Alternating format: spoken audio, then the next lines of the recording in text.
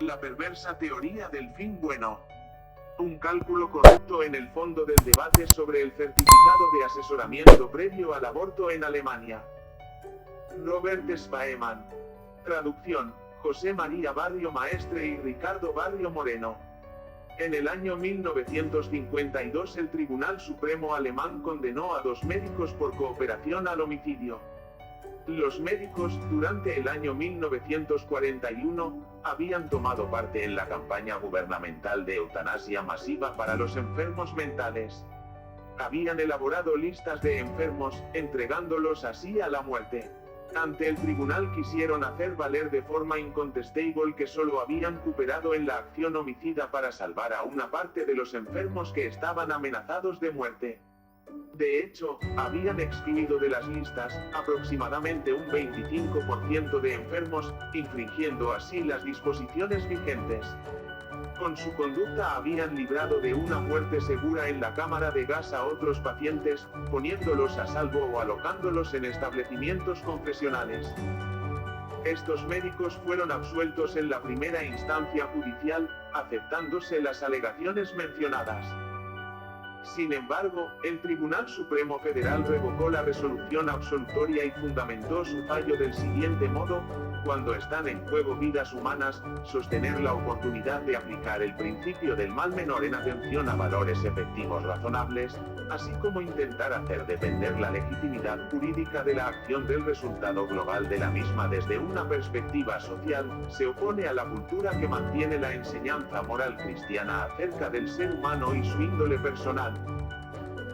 Los acusados no habrían actuado en desacuerdo con la opinión mantenida entonces por los médicos más responsables y serios si se hubiesen negado a participar en la matanza de enfermos mentales, al precio de ser apartados de cualquier puesto de interés decisorio dentro de la maquinaria del exterminio.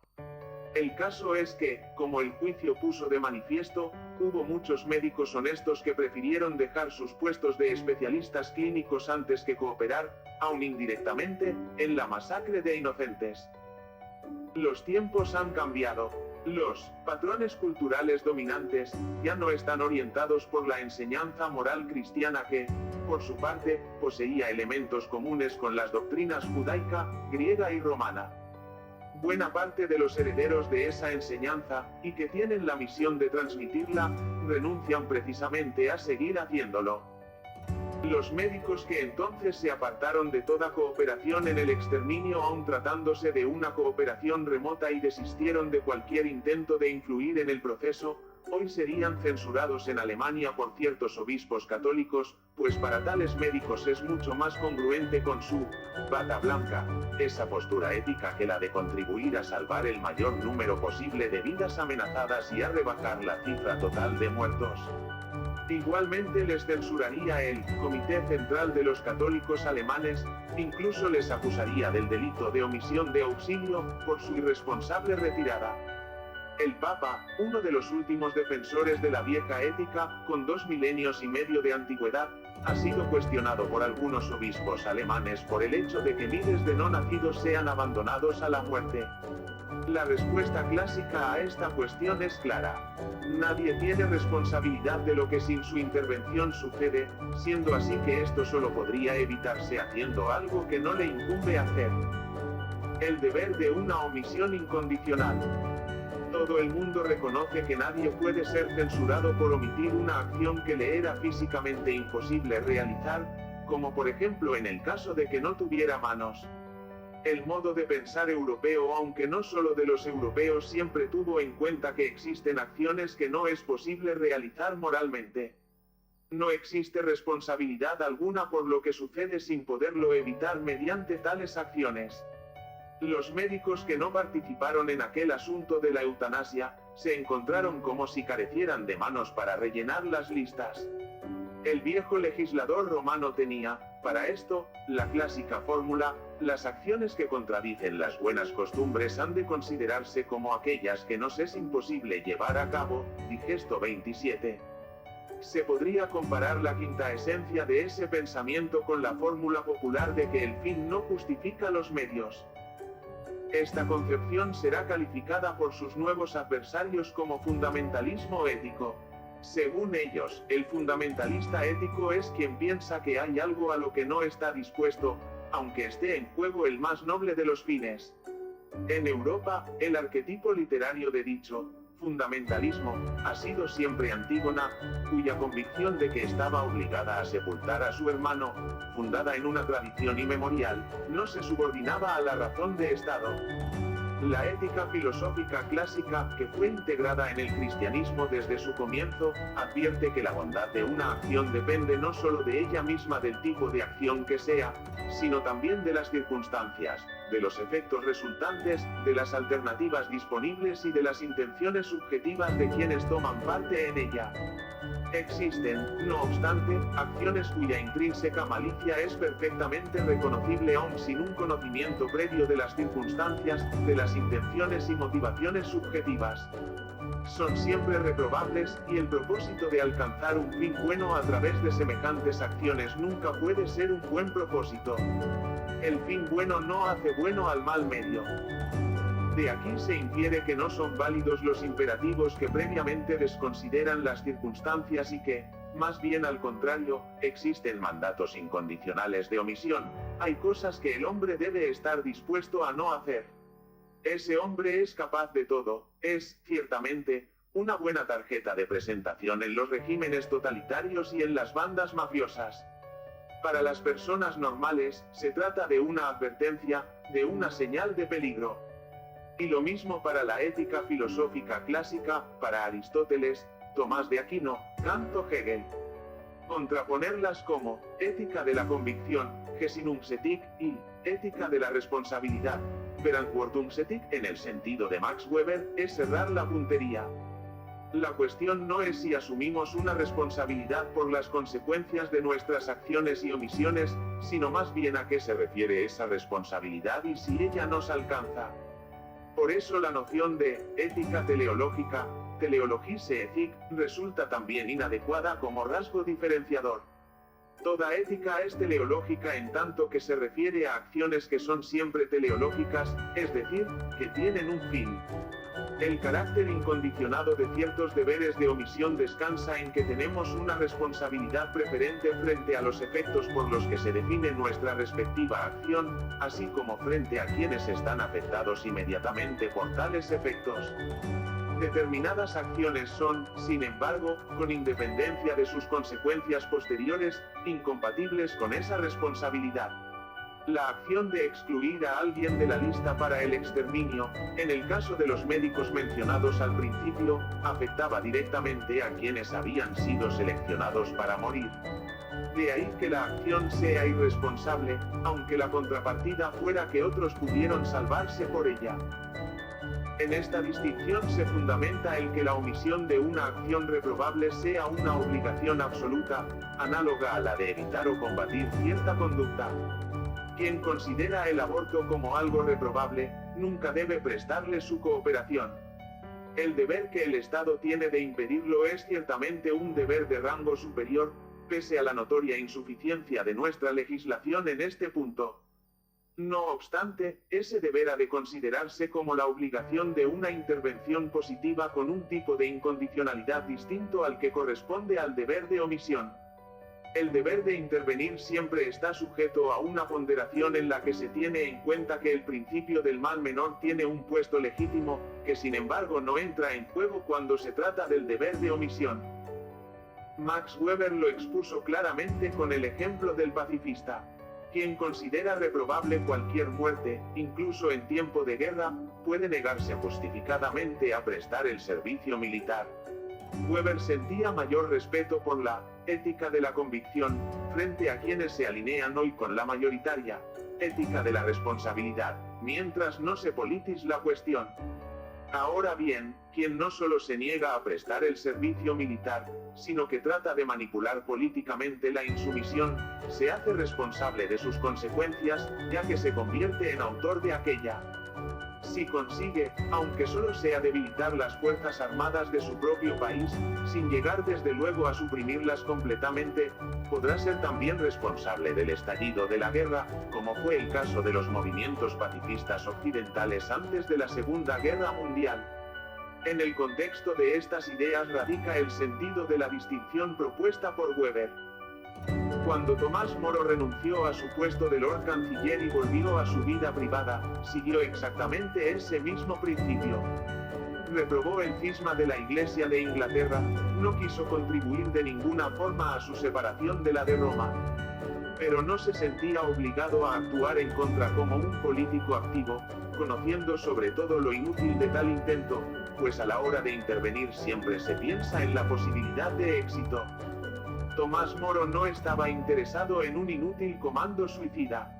Si finalmente fue ejecutado, al no permitírsele vivir en paz ni tan solo como una persona privada, lo fue porque se esperaba de él una confesión que no concedió por ser incompatible con su conciencia. Él no se sintió llamado a hacer de héroe, que muere entregando su vida por una causa. Una ética estratégica no es ética. Sin embargo, él estaba preparado para morir si en ello consistía el precio por la omisión de algo que consideraba reprobable. Y tampoco se dejó arrastrar por las sugestiones de su hija, que decía que finalmente todos los obispos de Inglaterra, con excepción de unos pocos, no veían la reprobación que sí veía Moro. Este se apoyaba en el amplio consenso alcanzado por la cristiandad en los últimos 1500 años, consenso que ha sido quebrado, en lo que se refiere a la definición de las acciones buenas y malas, en el campo de la ética filosófica desde hace más de 100 años. En el seno de la doctrina moral católica se ha roto desde hace más tiempo incluso, y en el de la teología moral católica desde hace unas décadas. No hay lugar aquí para ocuparnos de las causas de estas quiebras. El hecho es que en el debate sobre el certificado de asesoramiento que se exige como condición del aborto legal en Alemania, ambas partes se acusan recíprocamente de falta de respeto a la vida humana, una, por cooperación a la muerte, otra por omisión de la prestación de ayuda, lo que hace que esa fractura se manifieste abiertamente sin que las partes en litigio le den su verdadero nombre. Quizás pueda destacarse más claramente la distinción acudiendo a Kant, si bien este autor no puede ser considerado como un representante cabal de la ética clásica. Kant propone considerar las acciones desde el punto de vista de si pueden ser representadas como parte de un orden general de la vida digno del hombre. La nueva ética, en cambio, propone preguntarse si una acción es idónea para producir un cierto estado de cosas humanamente digno. A lo que nosotros hoy denominamos buenas acciones, los griegos las llamaban bellas acciones, es decir, aquellas que se conciben en sí mismas como justas y, por ello, como posibles partes de un orden de vida justo. La nueva ética, por el contrario, considera buena una acción si el conjunto de sus efectos resulta más deseable que el conjunto de resultados que se deriven de cualquier otra alternativa disponible. La nueva ética juzga las acciones como parte de una estrategia. La acción moral va a ser entonces una acción estratégica. Esta forma de pensar, que en un principio se denominaba corrientemente utilitarismo, tiene su origen en el pensamiento político. Bentham, padre del utilitarismo, tenía ante los ojos la política social. Y aquí se encuentra el ámbito legítimo origen de esa forma de pensamiento. La política es siempre utilitarista, y si existen límites al utilitarismo, entonces se trata de los límites que hay que poner a la política, de límites éticos. Bentham creía asimismo disponer de un claro concepto determinante de la utilidad, el placer, y a ser posible con la mayor cantidad posible de bienestar subjetivo. Cuando John Stuart Mill introduce criterios cualitativos en semejante concepto del bienestar, afirmando ser preferible un Sócrates infeliz que un cerdo feliz, entonces se da ya un paso más allá del utilitarismo político. Posteriormente, G. E. Moore cuestionó el principio hedonista del interés utilitario, así como el que éste hubiese asumido como objetivo de la estrategia ética el incremento del contenido axiológico del mundo. Tal utilitarismo ideal fue el que produjo, en los años 60, la orientación consecuencialista en la teología moral católica, cooperando en la irrupción de una visión moral de carácter estratégico enmascarada tras el equívoco concepto de una ética teleológica. Antes de que esta ruptura encontrara su primera expresión dramática sociológicamente relevante en el asunto del certificado alemán, ya se había hecho reconocible a los observadores a través de tímidas manifestaciones. Así, por ejemplo, en las plegarias de la Iglesia ya no se pedía a Dios, como una dádiva suya, que nos haga justos, pacíficos y valientes, sino más bien que nos predisponga en favor de la justicia, la paz y los derechos humanos, etc.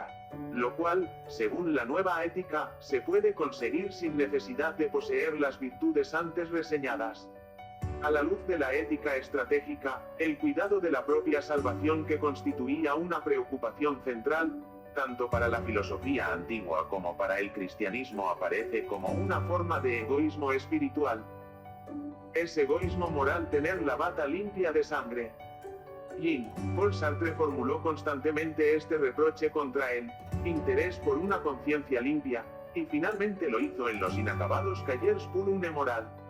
En todo caso, esa advertencia la había limitado a los ateos. Según él, estos estaban obligados por el consecuencialismo radical, y nadie podía arrebatarles la responsabilidad respecto del mejoramiento del mundo. Para quien persiga ese objetivo valen las palabras de Lenin: todo nos está permitido. Para los creyentes es válida otra cosa, añade Sartre. Ellos reconocen, en primer lugar, que el destino del mundo está en las manos de Dios. Si se empeñan, según las palabras del apóstol Pablo, en conservarse sin mancha ante el mundo, entonces no se trata de egoísmo moral, pues ellos asumen una responsabilidad ante Dios por su propia vida. Dicha responsabilidad se confirma cuando intentan que sus acciones sean bellas, decorosas. A mí me parece que Sartre comprendió mejor que ciertos teólogos lo que supone las consecuencias morales de la fe en Dios. Volvamos nuevamente a los argumentos sobrantes en el conflicto sobre el certificado del asesoramiento en Alemania, ejemplo actual y muy controvertido del planteamiento consecuencialista. Parece en primer lugar que se trata de salvar vidas humanas, y precisamente mediante un compromiso que se asume en relación al aborto despenalizado a través de un asesoramiento previo. Y también con el objetivo de no dejar a las mujeres en la estacada, allanándoles el camino para el aborto a las que lo deseen. Aquí están en juego, evidentemente, dos diferentes objetivos que se engarzan de manera ingeniosa. Pero, donde está escrito que la Iglesia deba estar interesada, ante todo, en evitar la muerte prematura. El primer interés de la Iglesia es la salvación de las almas, no el derecho a la vida, proteger el cual es una misión del Estado. En la medida en que se delegue esa protección en la Iglesia, ambas instituciones acaban corrompiéndose. En el asesoramiento eclesiástico de ninguna manera se pone en primer lugar a los niños, sino más bien a las mujeres. La muerte prematura no existe en ningún caso subespecie a eternitatis. Ahora bien, al matar se produce el suicidio espiritual. Deja a una mujer en la estacada quien coopera a ese suicidio espiritual. De este modo se está ya programando el futuro certificado eclesiástico para la eutanasia. Esto es así, en todo caso, si el aborto es lo que los cristianos creen que es, algo reprobable, tanto para el cristianismo como para Sócrates, cuyo análisis filosófico se ha convertido durante 2000 años en patrimonio común, pese al hecho de que pareció escandaloso a sus contemporáneos, obrar injustamente es siempre mucho peor para los que cometen la injusticia que para quienes la padecen. El consecuencialismo continúa siendo, hoy en día, un paradigma dominante en la teología moral católica en Alemania, a pesar de que el Papa Juan Pablo II haya hecho una crítica detallada a este tipo de ética en su encíclica Veritatis Splendor, señalando además su incompatibilidad con la enseñanza cristiana. La incompatibilidad de ambas morales se puso claramente de manifiesto, de manera ejemplar, en el período en el que se proyectó un nuevo certificado de asesoramiento en el que debía hacerse constar expresamente que no podía emplearse para el aborto despenalizado. Este fue nuevamente rechazado, ya que los portadores del certificado de referencia amenazaban con demandar al Estado en el caso de que mantuviera ese texto y ya no fuera reconocido, en cuanto certificado eclesiástico, como aval para la realización del aborto. El escarnio público no se hizo esperar, pero la burla y la protesta desde casi todos los sectores tradujeron realmente el panorama trágico de la cuestión, es decir, el fracaso del intento de forzar una compatibilidad entre dos formas irreconciliables de ética. En la discusión filosófica hubo de considerarse el consecuencialismo como algo superado desde hacía tiempo. Ese modelo no es capaz de ayudarnos a formular teóricamente nuestras intuiciones morales elementales. En este sentido, John Rawls ya demostró cómo la exigencia de justicia no puede fundarse desde el consecuencialismo. Las consecuencias de una legislación pueden ser muy ventajosas en determinadas circunstancias para la mayoría, mientras una minoría puede ser privada de sus derechos por esa legislación. La objeción de que dicha ventaja pudiera no constituir una auténtica ventaja, ya que está acompañada por una corrupción moral, no le afecta al consecuencialismo. Es decir, el consecuencialismo solo puede incluir, según su cálculo, valores extramorales, pues de lo contrario tendría que argumentar de forma circular: moralmente bueno es todo aquello que promueve un bien moral. Una debilidad añadida a esta argumentación estratégica reside en que descubre que no disponemos de suficiente información para poder juzgar acerca de una optimización a largo plazo. Los futurólogos, que creen saber más del futuro que las personas corrientes, tendrían que exigirles a estas que delegaran en ellos su conciencia. Así, el consecuencialismo constituye una inhabilitación moral de las personas corrientes. De nuevo, el certificado del que venimos hablando supone un buen ejemplo. La cooperación al aborto puede servir quizá para impedir otros abortos, pero con gran probabilidad la presentación del certificado obtenido de instituciones cristianas sirve para debilitar la conciencia de lo injusto y de ese modo contribuye, a la larga, a multiplicar los abortos. Y es que, precisamente por medio de ese certificado, también se le arrebata al Estado su deber de protección constitucional. Por regla general, los consecuencialistas son, asimismo, inconsecuentes. Sencillamente rechazan de todo punto y de forma concluyente aceptar las responsabilidades por las amplias consecuencias que se producen. El consecuencialismo, entonces, no puede responder de sus propias consecuencias. Esta contradicción interna, que ha desarrollado, por ejemplo, Julian Nida, Numelin en su crítica del consecuencialismo, 1993 con matemática precisión, supone también su refutación. Una sociedad compuesta de puros estrategas privados, que subordina su acción comunicativa y su capacidad de mantener los compromisos al cálculo optimizador, quedaría paralizada. Además, el consecuencialismo promueve la extorsión, pues un consecuencialista debe estar siempre preparado para cometer un homicidio si se le amenaza con que, en caso de negarse, morirían 10 personas. Solamente a un consecuencialista se le puede amenazar con esto, y en este sentido aparece nuevamente el ejemplo del certificado de asesoramiento mencionado. Se intenta extorsionar a la Iglesia con la amenaza de que sin su cooperación morirían más niños. Quien participa de la deforme concepción consecuencialista de responsabilidad, tiene que sucumbir a dicha extorsión. La realidad es que, por una parte, ningún hombre puede vivir a la larga con ese concepto de responsabilidad sin corromperse moralmente y, por otra, sin sentirse permanentemente presionado. Si nuestro deber se limita siempre a perseguir un programa de optimización, no nos estará permitido hacer casi nada más, sencillamente porque con aquel programa nos quedamos tranquilos y toda creatividad queda ahogada en ese cálculo. De todas formas, aquí es válido el dicho de que, lo mejor es enemigo de lo bueno. Si siempre mantenemos el criterio de, lo mejor posible, según el punto de vista de las consecuencias, entonces dejaremos de preocuparnos más ante una reflexión tan simple. El apóstol Pablo condena en la carta a los romanos la máxima: permítenos hacer el mal de modo que salga de él algo bueno.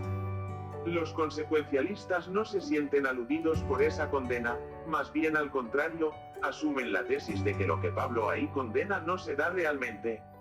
O sea, que ellos han redefinido lo bueno y lo malo. Moralmente bueno es lo que tiene consecuencia buena. La frase de Mefistófeles, yo soy una parte de aquella fuerza que siempre quiere el mal, pero siempre procura el bien, sería aplicable únicamente a los que no saben que están procurando el bien. Mefistófeles, que lo sabe, por eso él dice que sí es eso bueno. Aristóteles ha introducido una distinción conceptual cuyo alcance no debe ser desestimado, la que se da entre poiesis y praxis, entre producir y actuar. El producir posee la medida de su rectitud en algo distinto del mismo producir, en un objeto producido o en una situación causada, mientras que la rectitud del actuar, por el contrario, radica en el mismo, en su adecuación a una situación, en su inserción dentro del plexo de las relaciones morales, en su belleza. La rectitud del producir viene juzgada por el arte, que los griegos denominan tecné, mientras que la rectitud del obrar viene dada por la ética. Naturalmente, todo producir se halla inscrito por su parte en un contexto práctico, y por ello tampoco está exento de una evaluación moral. ¿Qué es lo que acontece, sin embargo, cuando la ética comienza a entenderse como técnica, como estrategia, como arte de la optimización? Lo que entonces ocurre es que se suprime la instancia que pone límites a la prosecución de nuestros objetivos. Se suprime lo que para los griegos representaban esos límites, el pudor que cara se pone cuando se dice algo así, pregunta Neoptolomeo a Odiseo cuando le propone acabar con el amigo Filoctetes mediante una mentira para salvar a los griegos de Troya. Solo queda entonces un imperativo: perseguir los fines buenos oportunamente, por lo que, con todo ello, finalmente desaparecen las que Hegel llamaba relaciones morales. En efecto, entre el que da su palabra y el que la recibe se establece una relación de este tipo. La obligación de mantener un compromiso nace de la palabra dada, y se trata de un compromiso frente a aquel a quien se le hizo la promesa. Para los consecuencialistas solo existen obligaciones respecto a personas individuales de un modo indirecto. El auténtico objeto de la moral solo sería, lo mejor, tomado genéricamente. La posibilidad de fiarse de un compromiso representa, no obstante, un elemento importante en la convivencia humana, y la perturbación de esa confianza perjudica a ese elemento. El deber de mantener un compromiso se deriva, para los consecuencialistas, del deber de la optimización. Esta constituye una responsabilidad para el mantenimiento de la importante institución del compromiso. Pero, por ejemplo, quien se compromete a solas ante la petición de un moribundo, puede prometer lo que quiera, dada la circunstancia de estar sin testigos, sin sentirse vinculado en todo caso por la muerte del interlocutor. Promesa y ruptura de esta quedan, pues, sin consecuencias. Esto no es precisamente lo que la gente corriente entiende como moral, pero el consecuencialista tiene que encontrar también correcto que la gente corriente no piense de un modo consecuencialista. Esta gente podrá pensar tranquilamente en categorías de relaciones morales y seguir unas reglas normativas como si éstas contuviesen en sí mismas alguna importancia. Esto no puede ser sino una ventaja. El filósofo o teólogo consecuencialista conoce, no obstante, el arcano de la moral, y ese conocimiento lo eleva por encima de las personas corrientes. Todo le está permitido, y las normas morales le supeditan de la misma manera que a los peatones la prohibición de cruzar el semáforo en rojo. En buena ley, deberían respetarse, pero no hace falta, si las infracciones carecen de consecuencias, por ejemplo si es de noche y se cruza la calle sin niños. Ejemplo de una regla técnica, que solamente tiene consecuencia moral de modo secundario. Tomás de Aquino dio en su Summa Theologiae un ejemplo convincente para fundamentar las normas morales que tiene conexión con lo que he denominado relaciones morales, en Hegel. Tomás describe el caso de un hombre buscado por un delito. Habrá que auxiliarle, o más bien habrá que ayudar a la policía. Tomás responde, depende de las responsabilidades concretas. El gobernante ha de pensar en la eficacia policial, y la mujer del delincuente debe ayudar a su marido a ocultarse, pues ella es responsable del bienestar particular de su familia, mientras que el gobernante, por el contrario, ha de responsabilizarse del bien público del Estado. Ambos, según y cómo, deben respetar el deber del otro. La mujer no puede convertirse en terrorista, y el juez no puede perseguirla por obstrucción a la justicia. De este modo puede el Estado, cumpliendo con su deber, hacer disminuir el número de los abortos, y la Iglesia, cumpliendo con el suyo, no cooperar en ninguno de ellos, no poniendo en práctica ninguna de las conductas cuyo resultado es el aborto. El derecho moderno de los Estados libres contempla, por lo demás, esa misma concepción. Ni el juez ni la mujer del delincuente antes mencionado saben lo que el consecuencialista afirma saber, que, en realidad, al final ocurrirá lo mejor para todos. Tomás dice, eso solo lo sabe Dios. Él es el único que cuida por el bien del universo. A nadie le está permitido suplantar a Dios, pues tampoco nadie conoce lo suficiente. G. E. Moore, el fundador del consecuencialismo axiológico, ha reconocido como ningún otro de sus sucesores el carácter utópico de esta teoría, cuando dice que desconocemos fundamentalmente las consecuencias a largo plazo de nuestras acciones, por lo cual, como consecuencialistas, tampoco podemos conocer lo que sea lo moralmente bueno. No nos queda más que aceptar que los resultados benéficos a corto y medio plazo también lo sean a la larga. Pero, continúa Moore, no podemos afirmar tajantemente que las cosas no puedan ser de otra forma. Que lo bueno tenga consecuencias buenas no lo consideraban Kant y Fichte como una verdad analítica, como hacen los consecuencialistas, sino como una cuestión religiosa, de fe en un gobierno divino del mundo. En lugar de querer lo que Dios quiere que suceda, y esto únicamente lo podemos conocer a posteriori, debemos, como afirma Tomás de Aquino, querer lo que Dios quiere que queramos. Esto, a diferencia de lo primero, sí podemos conocerlo, pues la razón práctica nos ilustra sin ningún esfuerzo moral de predicción.